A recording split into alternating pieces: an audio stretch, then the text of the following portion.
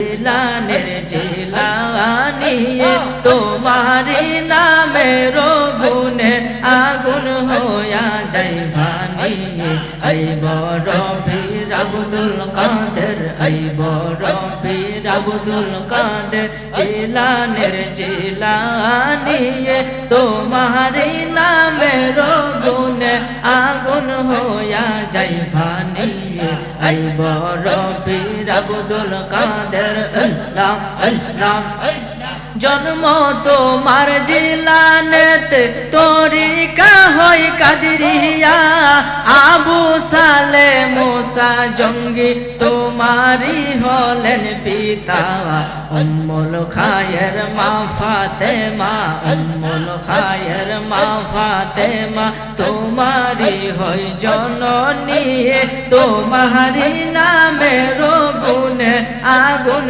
হইয়া যাই ফানি এই বড় পীর আব্দুল কাদের আল্লাহ আল্লাহ মা জননী কোরআন পড়ে গর্বে রেখে সন্তান 18 সিপারা কোরআন মুখস্থ করিয়া যান মা জননী কোরআন পড়ে গর্বে রেখে সন্তান 18 সিপারা কোরআন মুখস্থ করিয়া যান মাই জানে না ছেলের খবর মাই জানে না ছেলের খবর হইয়া গর্ভধারিণী তোমারি নামের গুণে আগুন হইয়া যাইবানি এই বড় পীর আব্দুল কাদের আল্লাহ আল্লাহ রমজানের ওই প্রথম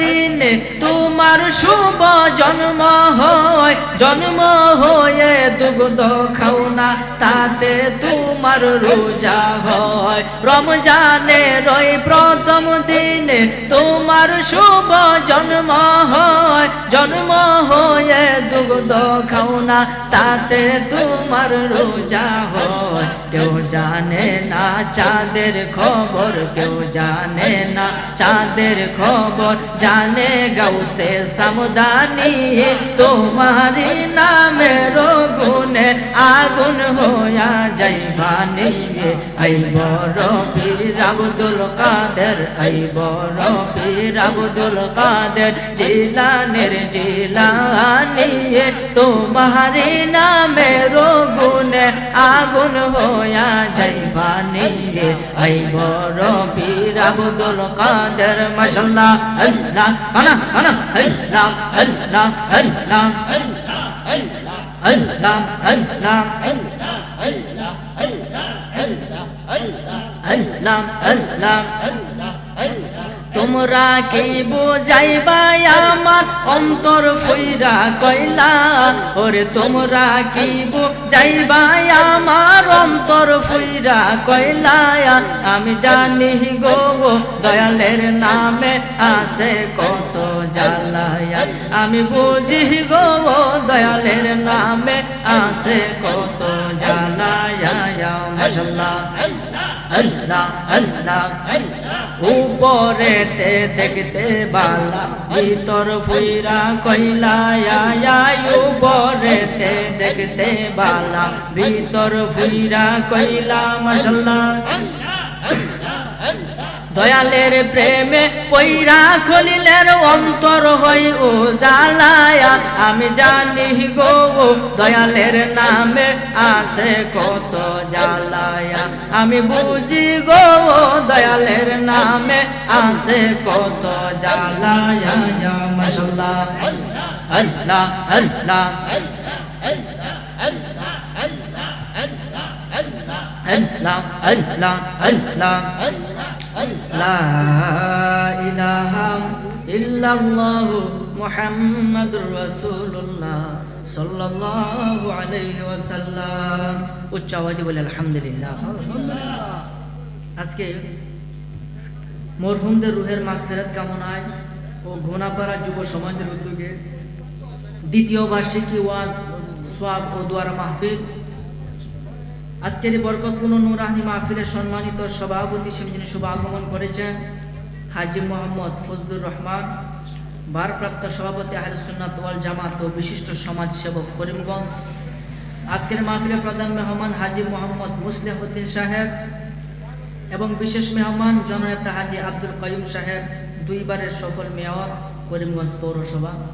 বিশেষ অতিথি মোহাম্মদ দুলাল মিয়া ও মোহাম্মদ রেনু মিয়া সাহেব। এবং আজকের মাহফিলে যিনি সর্বশেষে আপনাদের নিয়ে মিলাদ কিয়াম করে আখির মোনাজাত করবেন, আমার শ্রদ্ধাভাজন হযরতুল আল্লামা হযরত মাওলানা মোহাম্মদ আলিমউদ্দিন সিদ্দিকী সুন্নিয়াল কদরি সাহেব, খলিফা পাটদা দারুল উলুম সিদ্দিকিয়া দরবার শরীফ, কিশোরগঞ্জ। এবং আজকের মাহফিলে যিনি প্রধান আকর্ষণ, যিনি আমার পরে আপনাদের সামনে আলোচনা পেশ করবেন, নবযুগের উদীয়মান তরুণ বক্তা, ইসলামী আলোচক হযরত মাওলানা হাফেজ মোহাম্মদ কাউসার আহমেদ আরিফি সাহেব, সৈয়দপুর মুহাম্মদিয়া ফাজিল মাদ্রাসা নরসিংদী, বারাকাল্লাহু ফি হায়াতি, উচ্চালে বলেন আমিন। আজকের মাহফিলে যিনি বিশেষ বক্তা, যিনি আলোচনা করে গিয়েছেন, হযরতুল আল্লামা মাওলানা মোহাম্মদ আব্দুল হামিদ দিনপুরি সাহেব, খলিফা সিদ্দিকিয়া দরবার শরীফ, কিশোরগঞ্জ সদর। এবং আজকের এই আমার পূর্বে যিনি আলোচনা করেছেন, আমার শ্রদ্ধাভাজন হযরতুল আল্লামা মাওলানা মোহাম্মদ মুখলেসুর রহমান আনসারী সাহেব, প্রতিষ্ঠাতা রহমানিয়া দরবার শরীফ, পূর্ব হাতরাপাড়া, করিমগঞ্জ। হযরত মাওলানা আব্দুস সালাম সাহেব, ইমাম ও খতিব, পশ্চিম গুনাপাড়া জামিয়া মসজিদ। মাহফিল পরিচালনায় মোহাম্মদ রফিকুল ইসলাম রফিক সাহেব এবং স্টেজে উপস্থিত আমার পিতা মাওলানা আব্দুল বারিক সাহেব সহ গণ্যমান্য ব্যক্তিবর্গ।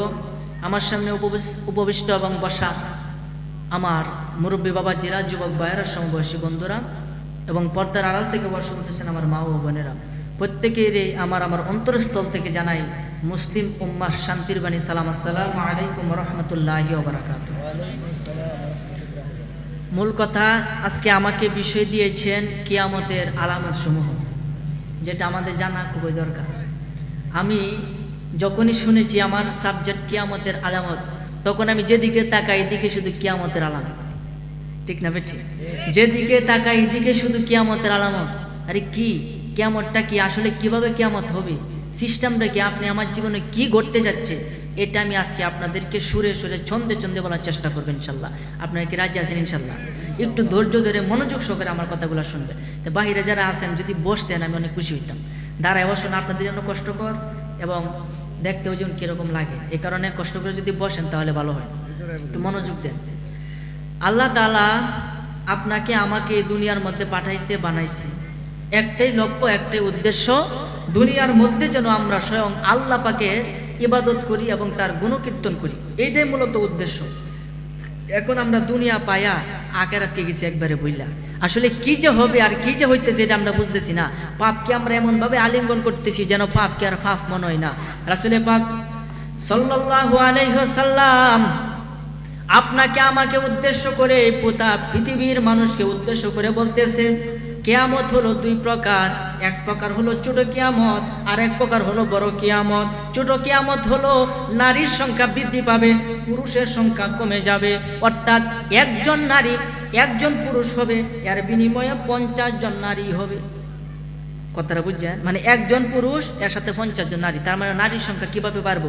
মেয়েরা রাস্তাঘাটে বেপরদায় চলাচল করবেন, স্বামীর কথা শুনবে না, সুদ ঘুষের প্রবণতা বৃদ্ধি পাবে, অযোগ্য ব্যক্তি যোগ্য স্থানে বসবে, আফত হবে, এরপরে ধনী গরিব হয়ে যাবে, গরিব ধনী হয়ে যাবে, মানুষ কোটিপতি হয়ে যাবে। 3 দিনে ভিক্ষা করতো, এখন তার 5 তলা বাড়ি আছে না নাই? এটা কিয়ামতের আলামত, ছোট ছোট আলামত। ঘন ঘন মসজিদ হবে, কার মসজিদ থেকে কার মসজিদ সুন্দর, এই প্রতিযোগিতা সৃষ্টি হয়ে যাবে। রাসূল পাক সাল্লাল্লাহু আলাইহি ওয়াসাল্লাম বলেছেন, নারীরা এমন পোশাক পরিধান করবে যে পোশাক পরা যেই কথা না পরা একই কথা, আছে না নাই? মানে পোশাক পরবে কিন্তু দেখা যাবে সে নগ্ন, মানে উলঙ্গ অবস্থা, এরকম পোশাক মেয়েরা পরবে। এবং মেয়েরা মনে করেন রাস্তাঘাটে চলাচল করবে, স্বামীর কথা শুনবে না, একবারে ফাঁফে বরিশ করবে এই দুনিয়া। এটা হলো কিয়ামতের ছোট ছোট আলামত। বড় বড় আলামত হলো 10টা। 10টার প্রথম আলামত হলো ইমাম মেহেদির আগমন আসবে। ইমাম মেহেদি আগমন আসবে। শুনেন বন্ধুগণ দিয়া মন কিয়ামতের কাহিনী, কিয়ামতের আগে কি হবে শুনেন ভাই ভগিনী। আমি বলে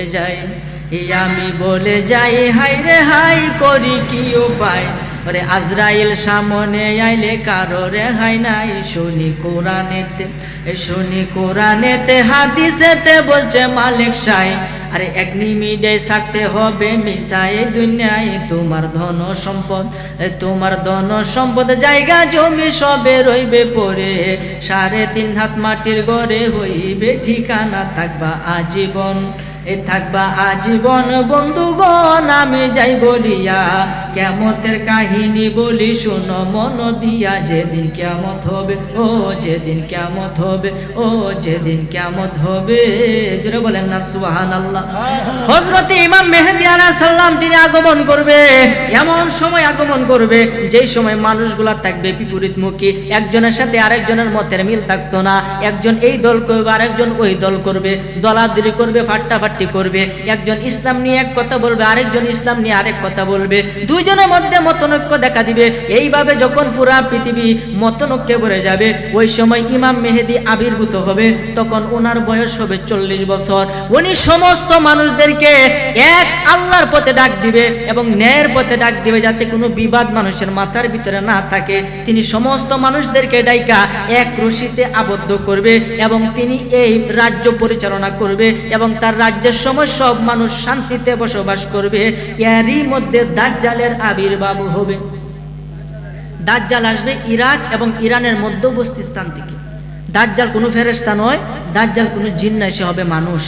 তার অলৌকিক ক্ষমতা থাকবে, সে একটু মোটা সাইজ হবে এবং তার মাথার চুলগুলো থাকবে কুকরানো, তার 2টা চোখের মধ্যে একটা চোখ অন্ধ থাকবে এবং তার এই কপালের মধ্যে 3টা আরবি অক্ষর লেখা থাকবে। 1 হলো কাফ, 2 হলো ফা, 3 হলো র, মানে কাফের, মানে কি কাফের। তার কপালের মধ্যে কাফের লেখা থাকবে। আল্লাহর কসম, মুমিন ব্যক্তি যদি মূর্খও হয়, অক্ষর জ্ঞান তার ভিতরে না থাকে, তাহলে সে লেখাগুলা ধরতে পারবে। আর বেঈমান ব্যক্তি যদি শিক্ষিত একবারে উফরে উঠতে পারে, এরপরেও তার এই কাফ ফারো 3টা আরবি অক্ষর তার চোখে ভাসবে। দাজ্জালের কেরামতি দেখিয়া মানুষ তার পাগল হইয়া যাবে। দাজ্জাল আসার আগে পুরা পৃথিবীর মধ্যে কোথাও কোনো বৃষ্টি হবে না এবং দাজ্জাল এমন সময় আগমন করবে যে সময় তাকে নিয়ে আর কোনো আলোচনা, কোনো মাহফিলে, কোনো মঞ্চে, কোনো জলসায় হবে না। এই মুহূর্তে দাজ্জাল আসবে এই টাইমটার মধ্যে, যেই টাইমে তাকে নিয়ে মানুষ ভাববে না।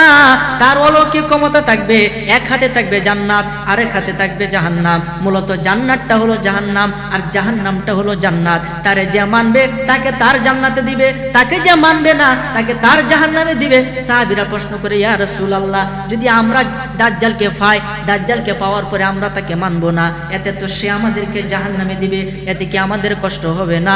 তখন আমার নবীজি ডাক দিয়া কয়, সাহাবীরা রে, যখনই দাজ্জাল তোমাদেরকে মাইরা অত্যাচার কইরা তার জাহান্নামের মধ্যে ফালাইয়া দিবে, ঠিক তখন ওই জাহান্নামটা ভিতরে গিয়ে দেখবা জান্নাত হইয়া যাবে।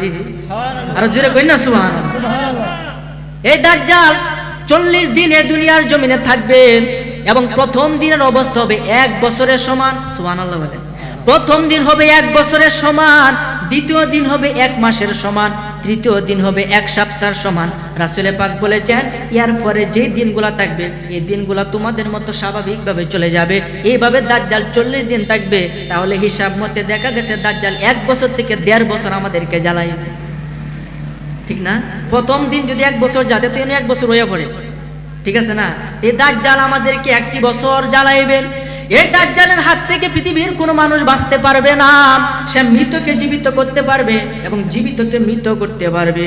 মরা ব্যক্তি কয়বার থেকে উঠতে কেউ, বাবা সেই আমাদের আল্লাহ, তুমি মান্য লাও, তখন আপনি বাধ্য হইয়া মানতে হবে।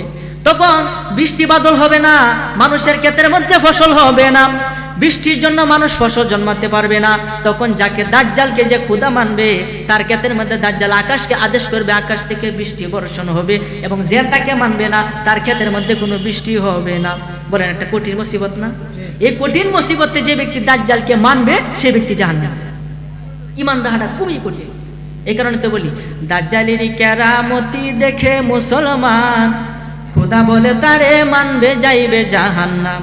যারা তাকে খোদা বলতে অস্বীকার করিবে তারে ধরে খানে দাজ্জাল কাটিয়া ফেলিবে। যারা তাকে খোদা বলতে অস্বীকার করিবে তারে ধরে খানে দাজ্জাল কাটিয়া ফেলিবে। আরে কখনো জানি আসে দাজ্জাল, সেই ভয়েতে মরি জগৎবাসী রে। কোন দিন জানি আসবে গ্রেফতারি, কোন দিন জানি আসবে গ্রেফতারি জগৎবাসী রে। কোন দিন জানি আসবে গ্রেফতারি। ধন সম্পদ জায়গা জমি সঙ্গে নাহি যাবে যে, 3 টুকরা মার্কিন কাপড় তোমার সঙ্গী হবে, 3 টুকরা সাদা মার্কিন তোমারে পরাইয়া, 3.5 হাত মাটির ঘরে আসিবে শোয়ায়া। ওরে ফেরেশতারা জিজ্ঞাসিবে জাররা জাররা করি জগৎবাসী রে, কোন দিন জানি আসবে গ্রেফতারি, কোন দিন জানি আসবে গ্রেফতারি জগৎবাসী রে, কোন দিন জানি আসবে গ্রেফতারি। জোরে বলেন না সুবহানাল্লাহ। মুখে যাহা বলবে দাজ্জাল তাহাই হয়ে যাবে, আল্লাহ এমন শক্তি ভাইরে তারে দিবে ভবে। মুখে যাহা বলবে দাজ্জাল তাহাই হয়ে যাবে, আল্লাহ এমন শক্তি ভাইরে তারে দিবে ভবে। আমার ভাইরা বাবারা বন্ধুরা, ওই দাজ্জালের কেরামতি দেখিয়া মানুষ তার প্রেমে পাগল হইয়া যাবে। ওই দাজ্জালের সাথে 70,000 ইহুদি থাকবে। এই ইহুদিগণকে নিয়ে সে ফিলিস্তিনের দিকে রওনা দিবে। তখন ঈসা আলাইহিস সালাম সিরিয়ার মধ্যে, সিরিয়ার পূর্ব দিকে সাদা মিনারের উপরে আকাশ থেকে অবতরণ করবে। তখন ইমাম মেহেদির সাথে একটা বৈঠকখানায় বসবে এবং মুসলমানদেরকে একত্রিত করবে। করার পরে কাফেরের বিরুদ্ধে যুদ্ধ ঘোষণা করবে। বলেন না সুবহানাল্লাহ। বাবা, এগুলা কিয়ামতের আলামত, বড় বড় আলামত আসতেছে। এই ইমাম মেহেদি এবং ঈসা আলাইহিস সালাম দুজন একসাথে হইয়া জালেমের বিরুদ্ধে যুদ্ধ ঘোষণা করবে এবং হযরত ঈসা আলাইহিস সালাম বলবে, ইমাম মেহেদি রে, আমার তীর দেও এবং গোরা দেও, আমি জালেমের বিরুদ্ধে যুদ্ধে যাব। তখন আল্লাহ তাআলা ঈসা আলাইহিস সালামকে এমন শক্তি দিবে, তার নাকের শ্বাসে পাথর গলে পানি হইয়া যাবে। সুবহানাল্লাহ। ঈসা নবীকে তখন আল্লাহ এমন শক্তি দিবে, নাকের শ্বাসে পাথর গলে পানি হয়ে যাবে। তাহার হাতে কোনো বেঈমান প্রাণে না বাঁচিবে, কুফর বেদিন যত সবই মাইরা শেষ করিবে। এই কথা গো না ভাই, যাক, আলোচনার ভিতরে কথা বলে সমস্যা। আচ্ছা, আপনারা কি আমার কথা কষ্ট পাইতেছে? কথা কি বুঝতেছেন না? এটা বুঝার বিষয়, কারণ আমরা কোন দুনিয়ার মাঝে আছি চিন্তা করেন একবার। নবীজি বলেছেন অশ্লীলতাই ভরে যাবে, গান বাজনার প্রচলন বেড়ে যাবে। মানুষ গান বাজনাটা কেমন ভাই শুনবে, মনে হয় এটা কোনো পাপ হইতো না, অথচ গান বাজনা কিন্তু নিষেধ। কথা বলেন ঠিক কিনা? একেবারে হারাম। তবে হ্যাঁ, গান বাজনার মধ্যেও একটা জিনিস আছে, যে গানের মধ্যে আল্লাহ এবং তার রাসূলের কথাবার্তা বলা হয়, যে গানের মধ্যে আল্লাহর কুদরত, নবীজির সুন্নত বলা হয়, ওই গান শোনা যায়। বলেন সুবহানাল্লাহ। লাহওয়াল হাদিসের অন্তর্ভুক্ত গান শোনা হারাম, যেটাতে অশ্লীল কথাবার্তা কয়, যেটা দিয়ে আপনার ভিতরে যে পুরুষত্ব এটা জাগ্রত হয়ে পড়ে, এরকম গান শোনা হারাম। কথা বলেন ঠিক কিনা? এই জন্য আমার ভাইরা বাবারা বন্ধুরা, সবকিছু আমাদের জানতে হবে এবং সবকিছু আমাদের মানতে হবে। যদি একটু সামান্য বিয়াদবি করেন, ভুল করেন, তাহলে কিন্তু আল্লাহ তাআলা এটার জন্য কবরে আপনাকে শাস্তি দিবে। এই জন্য আমার ভাইরা বাবারা বন্ধুরা, তখন এই ঈসা আলাইহিস সালাম দাজ্জালকে মারার জন্য যুদ্ধে অগ্রসর হবে এবং ফিলিস্তিনের এক জায়গার মধ্যে দাজ্জালকে হত্যা করবে এবং এই দাজ্জাল পৃথিবীর মধ্যে 40 দিন থাকবে এবং ঈসা আলাইহিস সালাম থাকবে 40 বছর। সুবহানাল্লাহ। কত বছর থাকবে? 40 বছর থাকবে এবং 40 বছর পরে তিনি মারা যাবে। মারা যাওয়ার পরে তার দাফনটা কত হবে, এটা এখনো সুরক্ষিত আছে। বলেন না সুবহানাল্লাহ। রাসূল পাক সাল্লাল্লাহু আলাইহি ওয়াসাল্লামের পাশে তার দাফন হবে, ওই জায়গাটা এখনো সুরক্ষিত আছে। তবে ঈসা আলাইহিস সালাম মারা যাওয়ার আগে ইমাম মেহেদী মারা যাবে। কোন কোন রাওয়ায়াতে আছে 45 বছর বয়সে মারা যাবে, কোন কোন রাওয়ায়াতে 49 বছর বয়সে মারা যাবে, কোন কোন রাওয়ায়াতে আছে 50 বছর বয়সে মারা যাবে। ইমাম মেহেদী মারা যাওয়ার পরে ঈসা আলাইহিস সালাম তার জানাজা পড়বে এবং মদিনা মুনাওয়ারাতে তাকে দাফন করা হবে। এরপরে ঈসা আলাইহিস সালাম এই তাম বিশ্ব শাসন করবে। তখন বাঘ এবং হরিণ একসাথে কোলাকুলি করবে, একসাথে থাকবে, কেউ রে কেউ মারতো না, প্রাণী নিরাপদ থাকবে, মানুষ নিরাপদ থাকবে, চুরি ডাকাতি কোনো কিছুই হবে না, পুরো বিশ্বের ভিতরে শান্তি আর শান্তি বিরাজ করবে। এইভাবে বহু বছর তিনি শাসন করার পরে 73 বছর বয়সে হযরত ঈসা আলাইহিস সালাম ইন্তেকাল করবে। কারণ 33 বছর বয়সে তাকে আকাশে উঠিয়ে নেওয়া হয়েছিল, ওইখান থেকে নামার পরে 40 বছর থাকবে। তাহলে 40 এবং 33 কত? এই 73 বছর পরে তিনি মারা যাবে। মারা যাওয়ার পরে রাসূল পাক সাল্লাল্লাহু আলাইহি ওয়াসাল্লামের পাশে তাকে দাফন করা হবে। এরপরে মানুষ আস্তে আস্তে করে আবার পাপের দিকে অগ্রসর হবে। যখন পাপের দিকে অগ্রসর হবে, তখন ইয়াজুজ মাজুজ বাহির হবে। সিরিয়াল কোনটার পরে কোনটা, একবার সিরিয়ালে বলতেছে হাদিসের ভাষ্য মতে ইয়াজুজ মাজুজ এমন অত্যাচারী মানুষ, পুরা পৃথিবী তাদের মানুষে ভরে যাবে। তারা এমন অত্যাচারী, জুলকারনাইন নামক একটা সীসা ডালা আছে, এই সীসা দিয়া তাদেরকে একটা পর্বতের মধ্যে আটকায় রাখা হয়েছে। তারা প্রতিদিন তাদের জিহ্বা দ্বারা এই দেওয়ালগুলারে চাটতে থাকে, চারটে চারটে বেলেট পরিমাণ হইয়া যায়। এই মুহূর্তে আরেকটা কচ্ছে আজকে তো, কালকে আবার করাম নে, পরের দিন দেখে আবার মুডা হয়ে পড়ে। এইভাবে দেওয়াল তাদেরকে বেষ্টু দিয়া রাখছে। এক সময় এটা ভেদ করে তারা বাহিরে চলে আসবে, আইসা মানুষগুলারে আস্তে আস্তে চাবাইয়া খাইয়া শুরু করবে। নদীর পানি দাঁড়াইয়া হা করবে, নদীর পানি সবগুলা খাইয়া শুকাইয়া ফেলবে, পুকুরের পানি খাইয়া ফেলবে। এবং মানুষ এত অত্যাচারী থাকবে, তখন ঈসা আলাইহিস সালাম এবং তার এই বাহিনীগুলারে লইয়া একটা গুহার ভিতরে আশ্রয় নিবে, একটা গুহার ভিতরে আশ্রয় নিবে। তখন ঈসা আলাইহিস সালাম জীবিত থাকবে। ইয়াজুজ মাজুজ যখন বাহির হবে, ঈসা আলাইহিস সালাম জীবিত থাকবে, একটা গুহার ভিতরে আশ্রয় নিবে। এরপরে আল্লাহ তাআলা তাদের ঘাড়ের মধ্যে এক ধরনের একটা বিষাক্ত পোকা দান করবে। এই পোকা তাদেরকে কামড়ায়া কামড়ায়া ছিঁড়ে তাদেরকে মারবে, পরে সিল শুকুনে তাদের গোশতগুলা খাইবে। আল্লাহ সব ব্যবস্থা কইরে রাখছে কি কি হইব। এরপরে ঈসা আলাইহিস সালাম আবার বাইর হইয়া যখন তার রাজ্য পরিচালনা করবে, কয়েকদিন পরে তিনি মারা যাবে। এই ইয়াজুজ মাজুজ এই ধ্বংস হওয়ার পরে এই পৃথিবীর মধ্যে আরেকটা বিপ্লব কাণ্ড হবে, যেটা হবে পশ্চিম দিকে সূর্য উদিত হবে। কোন দিকে? পশ্চিম দিকে উদিত হইয়া ওখানে মাঝ বরাবর আইসা আবার পশ্চিমে অস্তমিত হবে। এরপর থেকে আবার পূর্ব দিক থেকে উঠবে। এটা কিয়ামতের বড় আলামতের অন্যতম। যখনই পশ্চিম দিকে সূর্য উদয় হইয়া যাবে, মানুষ দেখে ভয়ে তওবা করতে শুরু করবে। যারা বিধর্মী তারা মুসলমান হতে শুরু করবে। তখন আল্লাহ ডাক দেয়া কয়, তোমার তওবা এবং মুসলমানি একটাও কবুল করা হবে, সব শেষ, আর কাম হইতো না। তখনই দাব্বাতুল আরদ চলে আসবে। হুজুর দাব্বাতুল আরদ কি? দাব্বাতুল আরদ হলো একটা অদ্ভুত প্রাণী। সাফা নামে একটা পর্বত আছে, আরব দেশের মধ্যে আছে না নাই? যারা হজ করেছে, সাফা নামে যে পর্বত, এই পর্বতের মধ্যে ভূমিকম্প হবে এবং পর্বতটা আপনা আপনি ফেটে যাবে।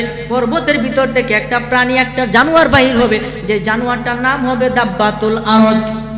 এই জানোয়ারটা মানুষের মতো অনেক রূপ থাকবে, তার কপাল থাকবে মানুষের মতো, মুখ থাকবে ছাগলের মতো, লেজ থাকবে গরুর মতো, কান থাকবে হাতির মতো, এবং দুই হাতে দুইটা জিনিস থাকবে। এক হাতে থাকবে মূসা আলাইহিস সালামের হাতের আশা মানে লাঠি, আর এক হাতে থাকবে হযরতে সুলাইমান আলাইহিস সালামের আংটি। ওই প্রাণীটা দ্রুত গতিতে পৃথিবীর দিকে ধাওয়া করবে এবং প্রত্যেক মানুষকে সে একটা চিহ্ন লাগায় দিবে, কে ইমানদার কে বেঈমান। একত্রিত হওয়ার পরে বুঝতে পারবে কে ইমানদার কে বেঈমান, কারণ সে তার হাতের লাঠি দ্বারা, হযরতে মূসা আলাইহিস সালামের হাতের লাঠি দ্বারা যারা ইমানদার তাদের কপালের মধ্যে একটা নূরানি চিহ্ন এঁকে দিবে, আর যারা বেঈমান তাদের নাকের মধ্যে হযরতে সুলাইমান আলাইহিস সালামের আংটি দ্বারা কালো মোহর মেরে দেওয়া হবে।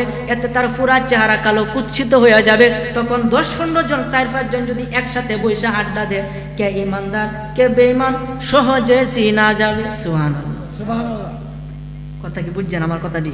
তার মানে দাব্বাতুল আরদ আসবে ইয়াজুজ মাজুজের পরেই, ঠিক আছে? দাব্বাতুল আরদ কয়েকদিন পৃথিবীতে থাকবে, আপনি তার হাতে বাঁচতেন না। বাঁচার লাগে যদি আপনি মাটির তলেও গিয়ে আশ্রয় নেন, ওইখানে সে যাবে, গিয়ে চিহ্ন লাগাই। এর কাম হয়েছে চিহ্ন দেওয়া। চিহ্ন দেওয়া শেষ, কয়েকদিন পরে ওই প্রাণী হঠাৎ করে বিলুপ্ত হয়ে যাবে। কোথায় যাবে এটা কোনো রেওয়ায়েতে নাই, বিলুপ্ত হয়ে যাবে, এটা আল্লাহর আদেশে এসে বিলুপ্ত হয়ে যাবে। এর উপরে শুরু হবে একটা ভূমিকম্প। কি শুরু হবে? ভূমিকম্প। এক হবে পৃথিবীর পূর্ব দিকে, আরেক হবে পৃথিবীর পশ্চিম দিকে, আরেক হবে আরব দেশের মধ্যগানে।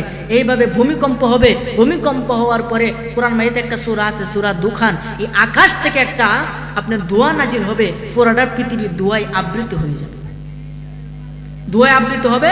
এরপরে ইয়ামেন থেকে একটা আগুন উঠবে, এই আগুন মানুষকে ধাওয়া করতে শুরু করবে। ওই আগুন মানুষকে বাইরে দৌড়াইতে থাকবে, মানুষ দেখিলে আগুন পিছে পিছে যাবে। ওই আগুন মানুষকে বাইরে দৌড়াইতে থাকবে, মানুষ দেখিলে আগুন পিছে পিছে যাবে। ওই আগুন মানুষদেরকে দৌড়াইয়া সকলকে হাসরের মাঠে একত্রিত করবে, অর্থাৎ শাম দেশে শাম অঞ্চলে সকলকে একত্রিত করবে। এবং একত্র করার পরে ইসরাফিল আলাইহিস সালাম সিংহার মধ্যে ফু দিবে। শেষ কেমন? 3টা ফু দিবে। একটা ফু দেওয়ার সঙ্গে সঙ্গে মানুষ, এই পুরা পৃথিবী তছনছ হয়ে যাবে, পাহাড়গুলি ধূলিসাৎ হয়ে যাবে। এই যে আমি কোরআনে আয়াত তেলাওয়াত করছি, আল করিয়া তুমাল করিয়া ওমা আদরাকা মাল করিয়া। মহাপ্রলয় হবে, এমন প্রলয় হবে যে প্রলয় পাহাড়গুলি ধূলিসাৎ হয়ে যাবে, মানুষগুলা পতঙ্গের মতো দৌড়তে শুরু করবে। আরে কি হইল রে, কি হইলো, কিছুই বুঝতো না। এই কিয়ামত হবে, 3টা ফু দিবে। প্রথম ফু দেওয়ার সাথে সাথে সমস্ত কিছু ধ্বংসিত হইয়া একবারে সমতল ভূমি হয়ে যাবে। দ্বিতীয় ফু দেওয়ার সঙ্গে সঙ্গে মানুষ কবর থেকে ওঠা শুরু করবে। তৃতীয় ফু দেওয়ার সঙ্গে সঙ্গে প্রত্যেকটা মানুষের অন্তরে আবার রূহ, আত্মা চলে যাবে। তখন মানুষ উলঙ্গ অবস্থায় হাসরের মাঠের দিকে একত্রিত হবে। ওই হাসরের মাঠে যাওয়ার পরে নাফসি নাফসি শব্দ ছাড়া আর কিছু হবে না। নাফসি নাফসি মানুষ করতে থাকবে, আর আপনি আমার নবী, মায়ের নবী, ইয়া হাবলি ইয়া উম্মতি জপতে থাকবে। বলেন না সুবহানাল্লাহ। ভাইরা আমার, ভাইরা বাবারা, বন্ধুরা, আল্লাহ ওই নবীজিকে কেমন মুহাব্বত করেন, কেমন ভালোবাসেন, কেমন পরীক্ষা করেন একটু বোঝানোর জন্য বলি। আল্লাহর একজন নবী ছিল, নাম হলো হযরতে আইয়ুব আলাইহিস সালাম। নাম কি? আইয়ুব আলাইহিস সালাম। আপনারা জানেন তিনি 18 বছর কুষ্ঠরোগে ভুগছে। কথা ঠিক আছে না? কেন কুষ্ঠরোগে ভুগছে এটার হাকিকত কি আজকে একটু বলতাম। সামনে কি রাজি আছেন? তো দুরূদ শরীফ পড়েন, আল্লাহুম্মা সাল্লি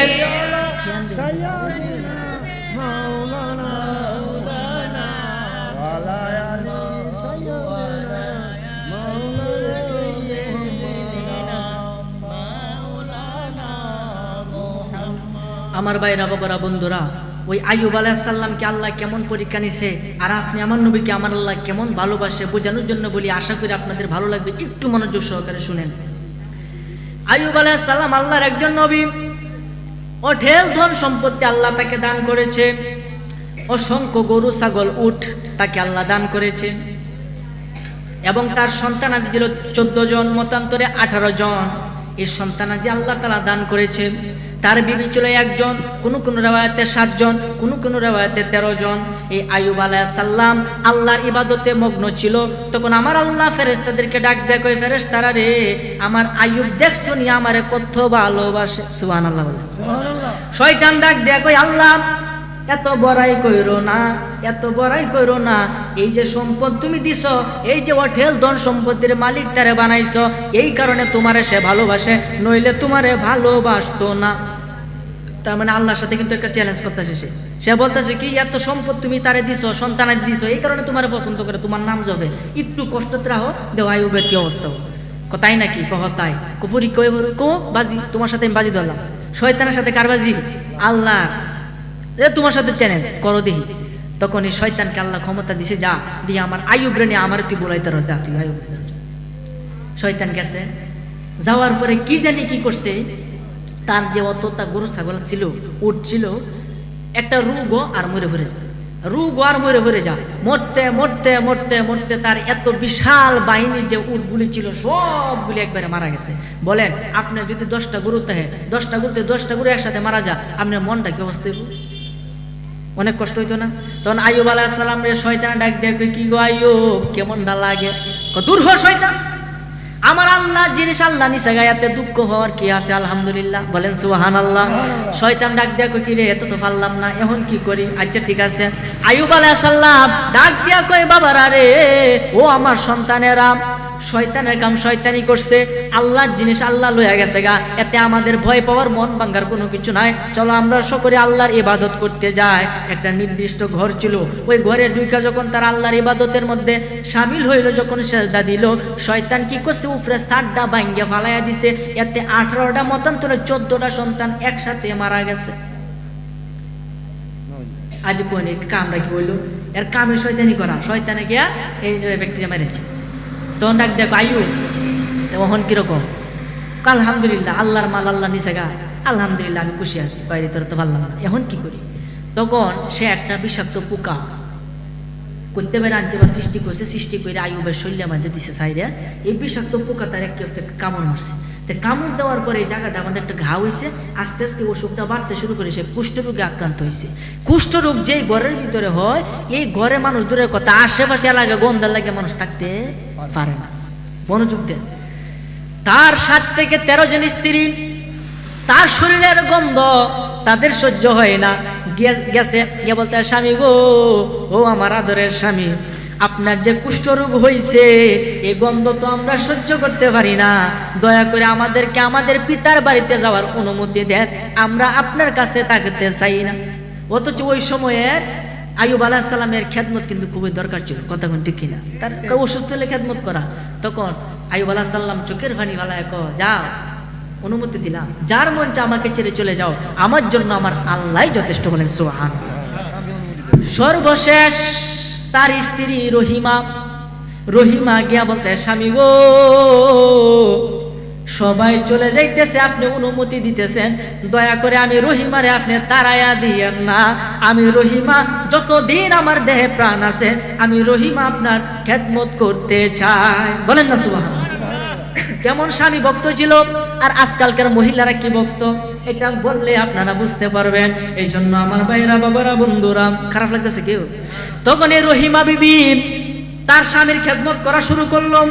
আশেপাশের মানুষ যারা ছিল সবাই আইয়ুব আলাইহিস সালামের বাড়ির মধ্যে দাওয়া করলো, ডাক দিয়া কয়, ও আইয়ুব নবী, তুমি আল্লাহর নবী মানছি, আমরা নেতা মানছি, কিন্তু তোমার শরীরের গন্ধের জন্য আমরা বাড়িতে থাকতে পারি না, মাঠে কাজ করতে পারি না, রাস্তাঘাটে চলতে পারি না। এখন হয় তুমি এই বাড়িতে থাকো, নহলে আমাদেরকে এলাকা ছাড়িয়া চলে যাইতে হবে, আমাদেরকে অনুমতি দাও। আইয়ুব আলাইহিস সালাম চোখের পানি ফালাইয়া ডাক দিয়া কই, বাবারা রে, আমার জন্য তোমরা কেন যাইবা? তোমরা থাকো, আমি আইয়ুব তোমাদের ছাড়িয়া অরঙ্গ জঙ্গলার ভিতরে জনমানবহীন জায়গার মধ্যে আমি আইয়ুব চইলা যাব, তোমরা তোমাদের এলাকায় থাকো। কতটুকু কষ্ট! আপনি যদি অসুস্থ হই, আপনি এলাকার আশেপাশে মানুষ জায়গা হয়, তুমি ওই বাড়িতে নাহলে আমরা যেতাম না, তো আমরা মনটা কি মনে হইব? কষ্টে একেবারে অতদিন কার লাগে গীতা করছি, কথা ঠিক কিনা? তখন আইয়ুব আলাইহিস সালাম এবং রহিমা বিবি গাটলে গুটলা বান্ধে গেছে অরঙ্গ জঙ্গলের ভিতরে। তখন শয়তান পিছে পিছে গিয়ে কি গো আইয়ুব, ওহন কিরকম? দূর হ শয়তান, যে আল্লাহ আমাকে এই রূপ দিয়েছে সে আল্লাহ নিব, আমার কোনো ভয় নাই, সর্বাবস্থায় আল্লাহ শুকরিয়া, আলহামদুলিল্লাহ, কন্যা সুবহানাল্লাহ। শয়তান কো ভাবলাম না রে, এখন কি তা করি? শয়তান খালি ভাবে। আইয়ুব আলাইহিস সালাম নামাজে দাঁড়াইলো, সেজদায় যখন দিল, সেজদা থেকে মাথাটা উঠাইতে পারে না, শরীর অসুস্থ, তার পুরা শরীরের এমন কুষ্ঠরোগ, যদি কেউ ধরে এই কুষ্ঠগুলা কষিয়া কষিয়া মাটির মধ্যে পড়িয়া যায়, কত কষ্ট। তখন রহিমা বিবি তার মাথার চুল তার সামনে দিত, মাথার চুলের মধ্যে ধরিয়া এইভাবে সে একটু উঠতে পারতো। রহিমা বিবি অক্লান্ত পরিশ্রম করে তার খেদমত শুরু করলো। এখন তো খেতে হবে, খাবার কোনো কিছু নাই। রহিমা বিবি মুখটারে ঢাকিয়া গেছে তার এলাকার মধ্যে গিয়া বাড়ি বাড়ি ভিক্ষা করে। কেউ যদি একটা কাজ দেয়, এই কাজের বিনিময়ে কয়েকটা খাবার আইনা স্বামীর মুখে তুইলা দেয়। বলেন, এরকম ভাগ্যবতী মহিষী নারী পৃথিবীর মধ্যে এখন আছে না নাই? নাই, নাই, ডাইরেক্ট নাই, কথা একটাই। যতই খেদমত করো, রহিমা বিবির মতো এমন ধৈর্যশীল ব্যক্তি পৃথিবীর জমিনে আর আসবে। এত ধৈর্যশীল একজন ব্যক্তি আল্লাহ তাকে দিছে। তখন এই রহিমা বিবি এই আইয়ুব আলাইহিস সালামের খেদমত শুরু করলো। আইনা খা মুহতুল্লে দে, একটু একটু খায়া তারা দুইজন বাঁচতেছে। শয়তান কই, এখন কি করি? আমি তো কোনো ভাই তাদের সাথে পারতাছি না, এখন একটা বিপরীত রাস্তা না ধরলে তাদের সাথে পারতাম না। সে কি করলো, একটা মানব বেশ দোষে, সুরত দোষে, তাও আবার মৌলানা সুরত। কোন সুরত? মৌলানা সুরত, আলেমের সুরত। বাবা, আলেম নামে জালেম আছে না নাই? বর্তমানে আছে, দেখবেন বেশ খুব বালা, কিন্তু ভিতরে তার নূর না, সে জালেম, শয়তান, পাক্কা শয়তান। এই আলেমের রূপ দইরা, কারণ আলেমকে মানুষ কিন্তু সম্মান করে, ভিতরে থাক বা না থাক মানুষ কিন্তু সম্মান করে। এই শয়তান আলেমের রূপ ধারণ করিয়া গেছে গা ওই এলাকার মধ্যে সব মানুষকে একত্রিত করে এই বলতেছে, মানুষ সকল তোমরা শুনে রাখো, এই যে মহিলাটা আসে তোমাদের বাড়িতে কাজ করতে, তোমরা যাকে খাবার দেও, সাবধান সাবধান, ওই মহিলার চরিত্র ভালো না। আজ এখন বেজালটা কেমন লাগাইতেছে শয়তানে, ও মহিলা স্বভাব ভালো না, চরিত্র ভালো না, কুকের কিতে করছে। আরে তোমরা তো জানো না, সে আকাম কুকামে ব্যস্ত, খুব খারাপ একটা কথা কইছে। তোর মানুষ দেখছো এই বিড়িয়া কত বিশ্বাস করতাম, আর এই বিড়িয়া লাস্টে তাকাম করতো আজকে আয়ুব। ওইদিকে আইয়ুব আলাইহিস সালামের স্ত্রী রহিমা বিবি আসতেছে কিছু খাবার সংগ্রহ করার জন্য, গেছে এক বাড়ির ভিতরে ঢুকছে। ঢুকে মহিলাকে মনে মনে ভাইছে, দেখা যায় আজকে কিছু করা। শয়তান হেন্দে কয়ে দিছে, যদি কিছু দেও চুল কাটতে রাখতে দিবে, কারণ চুল ধরে আইয়ুব আলাইহিস সালাম নামাজতে উঠে, ও চুল ধরে না তাই নামাজতে উঠতারবো, উঠতাতো না, হেন্দে আরেক ফেস লাগাইবে। পরে আইসে রহিমা বিবি, আইসে আওয়ার পরে এই বাড়িতে ঢুকছে। মহিলা ডাক দিয়া কয়, আজকে তোমার কোনো কাম দিতাম না। ও কেন, হঠাৎ করে আপনার কি হইল? না, কোনো কাজ দিতে পারবো না, কারণ তোমার চরিত্র ভালো না। এই রহিমা বিবি কাঁদতে শুরু করলো, আরে আমি কি অপরাধ করছি? কি অপরাধ করছো? যদি তুমি খাবার নিতে চাও তাহলে মাথার চুলগুলা দিয়া যাও, মাথা চুল দেও, বিনিময়ে খাবার। রহিমা বিবি কাঁদতে কাঁদতে তার বুকটা বাসায় দিছে। কয় রে, এখন তো স্বামীর মুখে একটু খাবার তুলতে হবে। না না না, আমার মাথার চুল গেলে যাক, এরপরে আমার স্বামী যেন অভুক্ত না থাকে। সুবহানাল্লাহ। তখন এই রহিমা বিবি তার চুলগুলা কাটতেছে, তার চোখ দিয়ে পানি ফুটতেছে। আস্তে আস্তে কাটতে কাটতে যখন মধ্যখানে সামান্য কটা চুল বাকি আছে, এই মুহূর্তে ওই মহিলার হাতের মধ্যে তাফা দিয়া ধরছে, যেরকম মা আমার এই চুলটি অন্তত তুমি কাইটো না। ও কেন? আমার স্বামী অসুস্থ, আমার স্বামীর জন্য আমি খাবার সংগ্রহ করার জন্য এইভাবে গ্রামে গ্রামে ঘুরি, মানুষের কাছে অপমানিত হই, এরপরে আমি স্বামীর মুখে একটু খাবার তুলে দেই। আমার স্বামী অনেক অসুস্থ, তিনি যখন নামাজ পড়ে নামাজ থেকে উঠতে পারে না, শরীরে ধরলে শরীরে গুস্তগুলা কষে পড়ে যায়, পুরা শরীরের মধ্যে কিরা বক বক করতেছে, শরীরের মধ্যে দুর্গন্ধ, এরপরও আমি তার পথ ছাড়ি নাই, আমি তার পা ছাড়ি নাই। কেন? তার যদি আমি খেদমত করি, এর বিনিময়ে আমি বেহেশতে যেতে পারবো। সুবহানাল্লাহ। কতটুকু আশা একজন নবীর স্ত্রী। তখন বলতেছে, মা আমার এই চুলটি তুমি কাইটো না। ওই মহিলা চোখের পানি ফালা ডাক দেয়া কয়, মা রে আগে কেন বললি না? তুই এত স্বামী ভক্ত, আগে কেন বললি না? তাইলে যে মৌলবী বেটাটা কইলো, মা রে এটা তো মৌলবী না, এটা হলো মৌলবী রূপী শয়তান। সুবহানাল্লাহ। এই মৌলবী রূপী শয়তান এই কথা তোমারে কইয়া গেছে, মা আমারে মাফ করে দাও, বিনিময়ে তুমি অনেক খাবার লইয়া যাও। খাবার লইয়া রাস্তা দিয়ে হাইটে হাইটে যখন যায়, ওই দিকে তার আগে শয়তান জঙ্গলার মধ্যে উপস্থিত হইয়া যায়। এই আইয়ুব আলাইহিস সালামের দারু শয়তান গেছে তার আগে। এটা আইয়ুব হইয়া হইয়া কাও না, খবর তোরা হো না। ও কে রে, কি তুইছি? আরে কিতা কাও একবার ভাববে খাইতারো না, হালাল কাও না হারাম? আমি একদম হালাল। কি মনে করো আমার আমার স্ত্রী অনেক কষ্ট করে খাবার আনে? আরে না, আজকে আইলে টের ভাইবা তোমার স্ত্রী তো তোমার হাতে আগে আরেক পুরুষের সাথে সম্পর্ক করছে। কোন আরেক পুরুষের সাথে সম্পর্ক করছে। যদি বিশ্বাস না করো, আজকে আইলে মাথা চুল দেখো, আজকে ধরা খাইছে, চুল কাটে রেখে দিছে। আচ্ছা কোন হুনি কি ফেসটা লাগাইতেছে? শয়তানের কামই শয়তানি কথা। তখন কয়, এই কথা যদি সত্য হয় তাহলে আমি নবী প্রতিজ্ঞা করলাম তাকে 101টা বেত্রাঘাত করবে। 101টা বেত্রাঘাত করবে। একটু পরে আইলো রহিমা বিবি, আয়া কইতাছে, স্বামী গো আপনার জন্য খাবার আনছি, নেন, হা করেন। কয় রাখ খাবার খায় আমাকে বিচার করে লই। কেতে বিচার আপনি কি হয়েছে? মাথার কুমড়াটা খুলো। কজুর কেন? ও খুলো বলছি, খুলো। না স্বামী খুলতে পারবো না। খুলো, সন্দেহ তো খালি বাদ আছে, ও খুলো তাড়াতাড়ি, তাহলে আমি খাবার খাইতাম না। কানতে কানতে মাথার কুমড়াটা খুলছে। খোলার পরে দেখে তার চুলগুলি কাটা। কয় রে, শয়তানে তো ঠিক কথাই কইছে, যারা এতদিন দুশ্মন ভাবছি সেই তো এখন আপন, যারা আপন ভাবছি সেই তো এখন পর হইয়া গেছে। হাইরে তোমার চুল কাটা, তুমি আমার আদেহে এই কাজ করো, এখন তোমার শাস্তি হবে। আমার আল্লাহ ডাক দেয়া কয়, জিব্রাইল আমি আল্লাহর গায়ে আর সহ্য হবে না, তাড়াতাড়ি যাও, তাড়াতাড়ি যাও, গিয়া এই রেজাল্টটা মীমাংসা করে দিয়াও। আমি আল্লাহর কুদরতের উপরে এখন হাত উঠতেছে। একজন মহিলা নিঃস্বার্থভাবে তার স্বামীর খেদমত করছে, আর শয়তান অনেক চেষ্টা করার পরেও আইয়ুব থেকে আমার নামটা বলাইতে পারে না, এবং তার থেকে তার স্ত্রী আলাদা হয় না। এখন স্ত্রীর উপরে এত বড় অপবাদ আমি আল্লাহর গায়ে সহ্য হবে না, তাড়াতাড়ি গিয়া রেজাল্টটা মীমাংসা করে দিয়া। আর জোরে কইনা না সুবহানাল্লাহ। সুবহানাল্লাহ ডরেন নাকি? হ্যাঁ, কত বড় একটা ফেস লাগায় শয়তানে। তখন গেছে জিব্রাইল হাজির হয়ে গেছে। হুজুর, ও জিব্রাইল তুমি আইছো? কহ ও কে রে? ও কারণ শয়তান যে ফেস লাগাইছে সব কিছু জিব্রাইলে ভাঙ্গে ভাঙ্গে কইছে। তখন আইয়ুব আলাইহিস সালাম কান্না করতে শুরু করলো। কহেন যে আমি প্রতিজ্ঞা করলাম, আমি নবী, আমি প্রতিজ্ঞা করছি, আমার প্রতিজ্ঞা তো অন্তত আমি ভাঙতে পারবো না, 101টা বেত্রাঘাত তো আমাকে করতেই হবে। আল্লাহ ডাক দেখো, আইয়ুব ভয় করিস না, এর ব্যবস্থা আমি আল্লাহই করে দেব। কোন সুবহানাল্লাহ। তখন জিব্রাইল আলাইহিস সালাম তার 2টা পা, একটা ফাউ দিয়া ডাইন ফাউ দিয়া মাটির মধ্যে এইভাবে একটা আঘাত করছে, সঙ্গে সঙ্গে নিচ থেকে পানি ওঠা শুরু করছে। আরেক ফাউ দিয়ে এইভাবে একটা আঘাত করছে, ওইখান দিয়ে আবার পানি ওঠা শুরু করছে।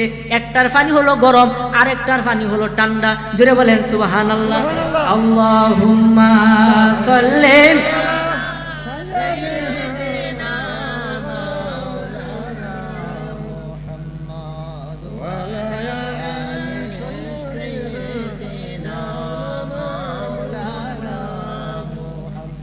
Allahumma salli ala sayyidina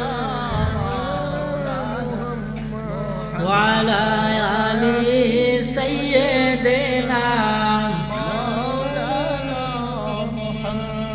যাই হোক আমার ভাইরা বাবারা বন্ধুরা, আলোচনা আমার খুবই সংক্ষিপ্ত করে নিব।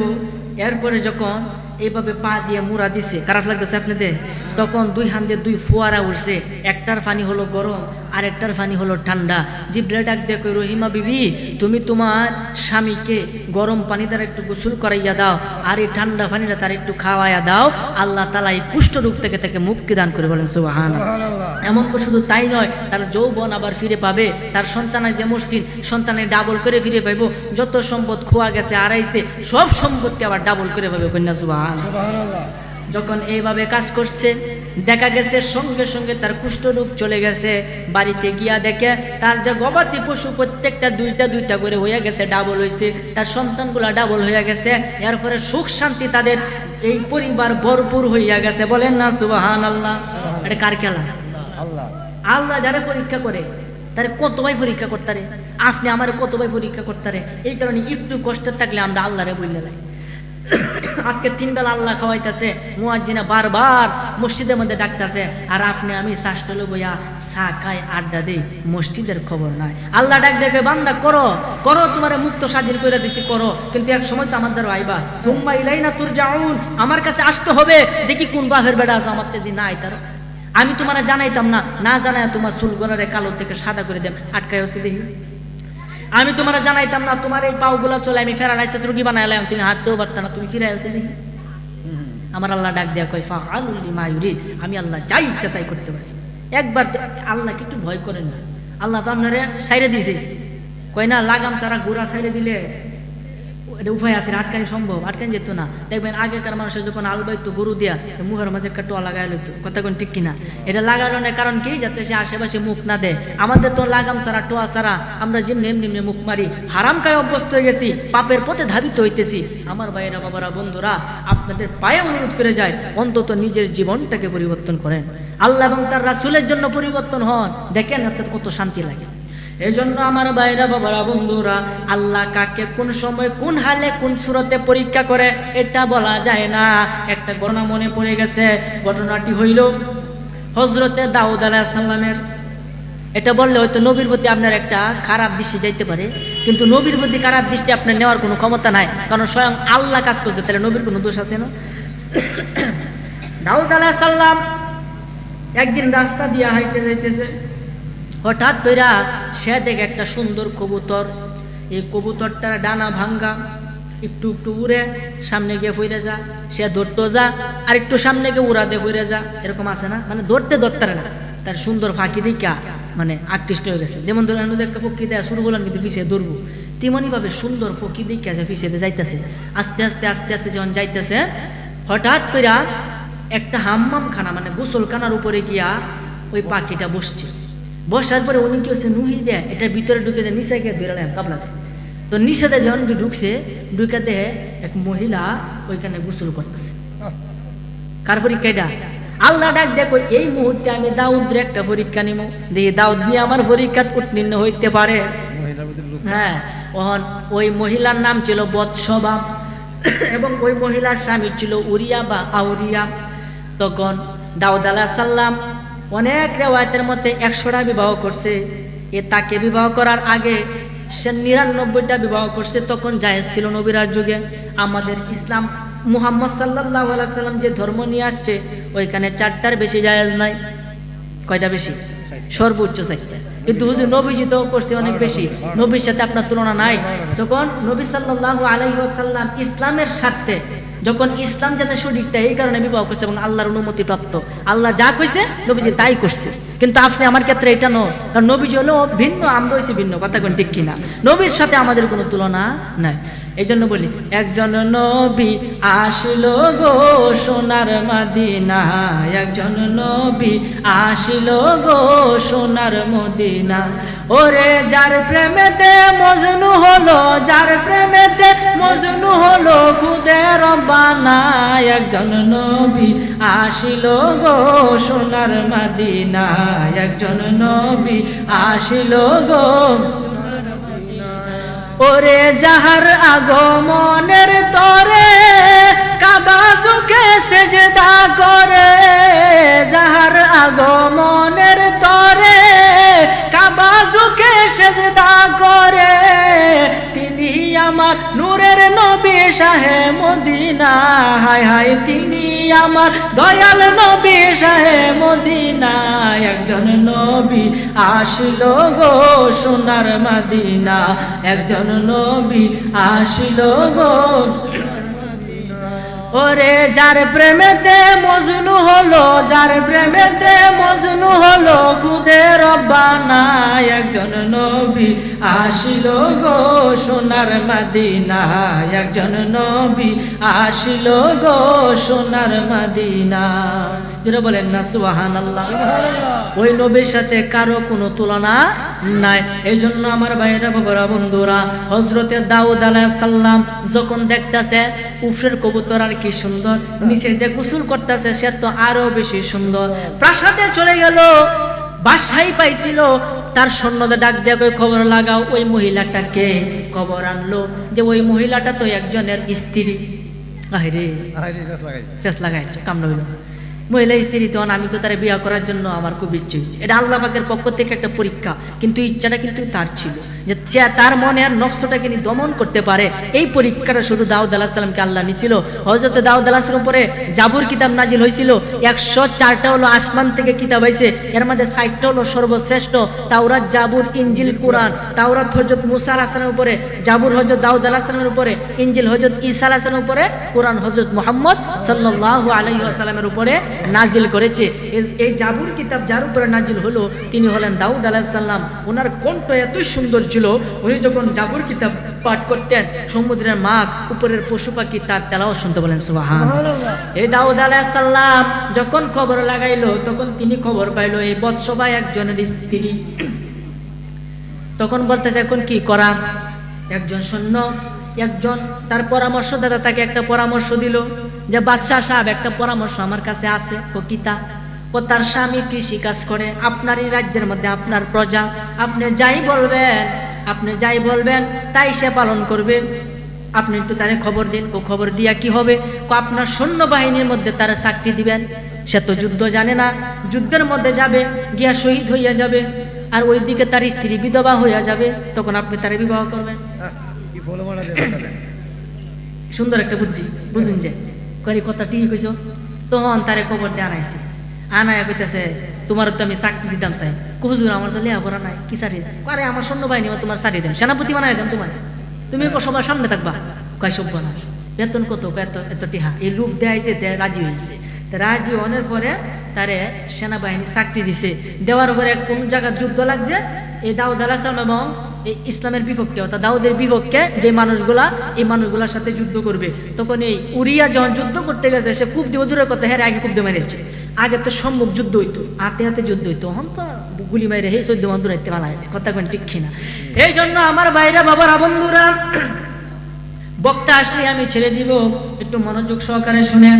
এই উরিয়া যখন যুদ্ধ করতে গেছে, গিয়া যুদ্ধের মধ্যে সে শহীদ হইয়া গেছে। এইদিকে হযরতে দাউদ আলাইহিস সালাম ওই বৎসবার বাড়িতে গেছে তার সৈন্যবাহিনী নিয়া। গিয়া দেখে সে কান্নাকাটি করে, ডাক দিয়া কয় তুমি কান্নাকাটি করিও না, এটা খুবই দুঃখজনক কাহিনী। তোমার স্বামী যুদ্ধ গিয়া মারা গেছে, এটা তো খুবই দুঃখের কাহিনী। এই মুহূর্তে তোমার পাশে দাঁড়ানোর মতো তো আমার কোনো কিছু নাই। এখন তুমি হলো সুদা যৌবন তোমার ভিতরে আছে, এখন যদি তুমি এইভাবে থাকো, এলাকার মানুষ তোমাকে শান্তি দিবে না, এলাকার মানুষ তোমাকে জ্বালাইবে। এর থেকে ভালো আমি বাদশাহ যদি তোমাকে বিবাহ করি কেমন হয়? বলেন সুবহানাল্লাহ। এই বৎসবা ডাক দিয়া কয় এটা আমাকে কি শুনাইলেন? আমি নিজের কানকে বিশ্বাস করতে পারছি না। আপনার মতো এত মর্যাদাপূর্ণ একজন ব্যক্তি আমার মতো সাধারণ একটা নারীকে বিবাহ করবে, এটা তো আমার ভাগ্যের ব্যাপার। আমি রাজি আছি। বলেন সুবহানাল্লাহ। বিবাহ করছে, করার পরে তারে নিয়ে ঘরের ভিতরে গেছে। প্রথম রাত্র ঘরের দরজাটা লাগাইয়া যখন তিনি ঘুমাইতে যাবে, প্রথম নতুন স্ত্রীর সাথে ঘুমাইতে যাবে, এই মুহূর্তে দুইজন যুবক ঝগড়া লাগতে লাগতে হযরতে দাউদ আলাইহিস সালামের বাড়িতে চলে আসছে।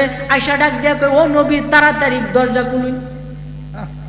দাউদে ডাক দিয়া কয় সময় আর হইলি না, সময় আর হইলি না, তোরা কালকে বিচারটা কালকে করাম নে। না আপনি ন্যায় পরায়ণ বাদশাহ, তো বিচার আপনি করুন, আজকে কেড়ে করতেন না, বিচারটা করে দিন। কি বিচার? দরজাকে খুলুন।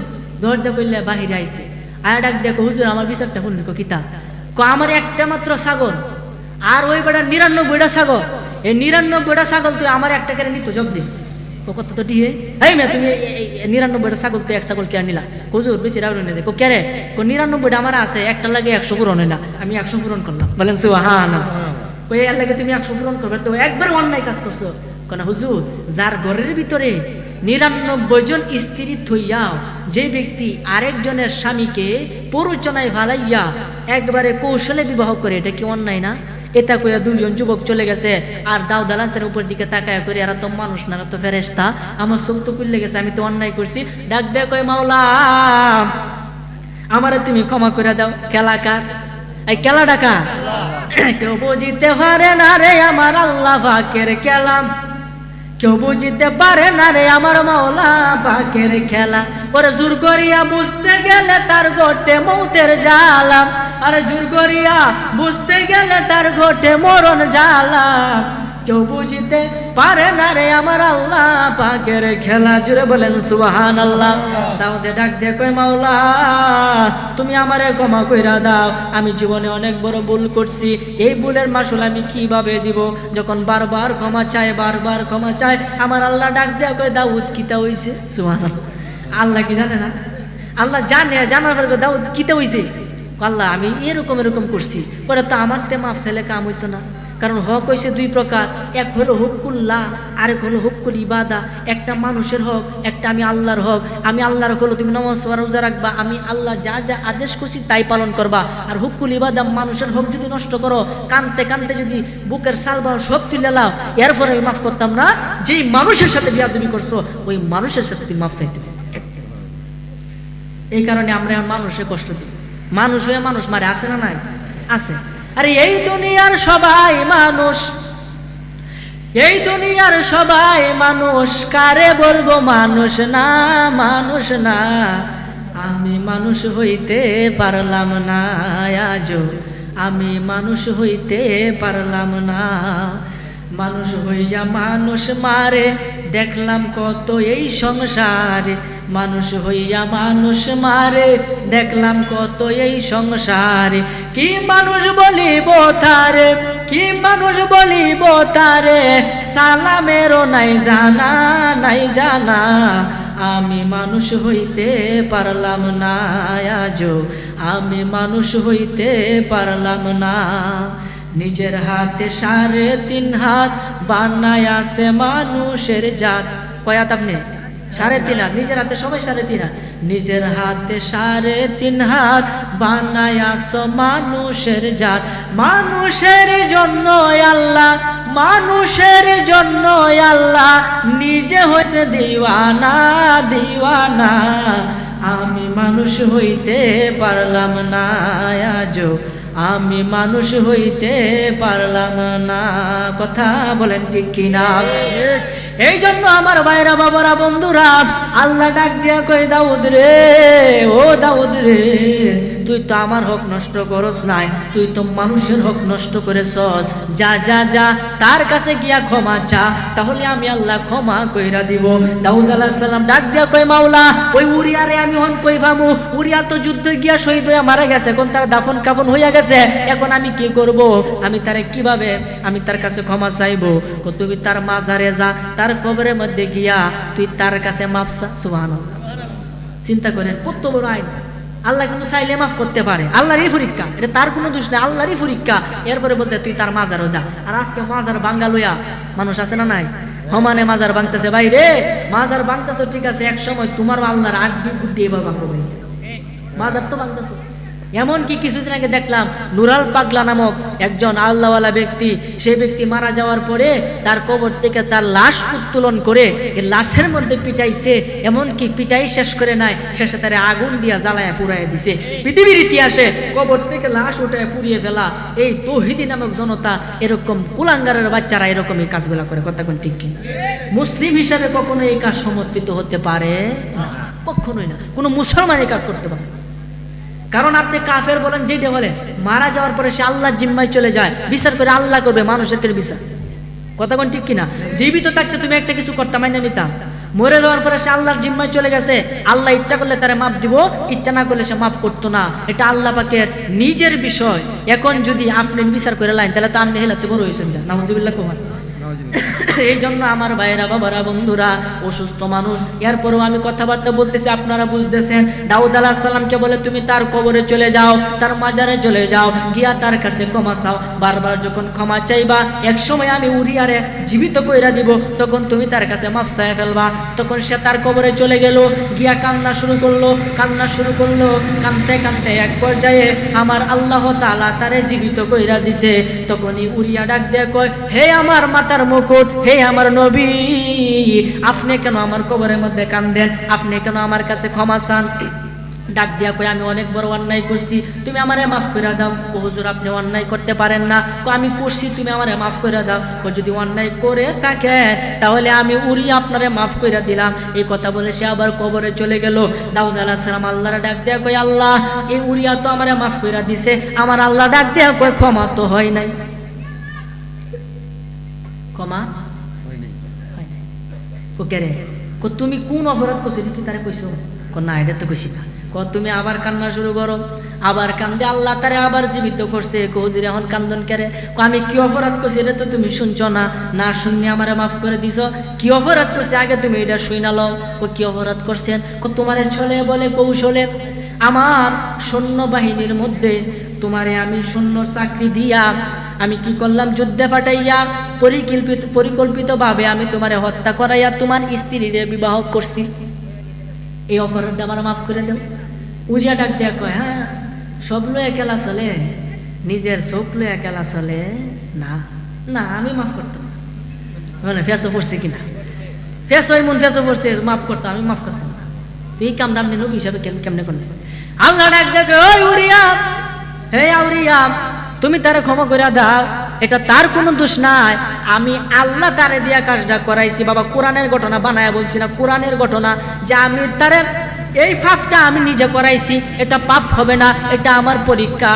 আউরিয়া রে, আজকে তুই তারে মাফ করে দে, আমি আল্লাহ তোরে কথা দিলাম, হাসরের ময়দানে বিনা হিসাবে তোরে সহ তোর স্ত্রীরে সহ আমি বেহেশত দান করিব। আরো জোরে কই না সুবহানাল্লাহ। কার পরীক্ষা? আল্লাহ কেমনে কার পরীক্ষা? এটা কোন যা। তখন ওই স্ত্রী এসে সংসার করলো, শেষে সুলাইমান আলাইহিস সালাম তার গর্তে জন্মগ্রহণ করলো। বলেন না সুবহানাল্লাহ। এই সুলাইমান এই ফিলিস্তিনের মসজিদ বানাইছে, মসজিদে আকসা, জিন্দারা তিনি বানাইছে, সমস্ত কিছুর বাসা তিনি বুঝলো, দিছে খেলা ক্ষমতা আল্লাহ দিলে। মোল্লার কিছু কর আছে না। এই কারণে সবসময় আল্লাহ শান বলি, সবসময় আল্লাহ গুণকীর্ত করবেন। ফাঁস ওয়াক্ত বেলা হয় মুয়াজ্জিনে মসজিদের মধ্যে আজান দেয়, আপনি হিমনি হিমনি ঘুরুন। কেমনে কি, কেমনে কি বাবা, কি জবাব দিবেন? জবাব দিতেই হবে।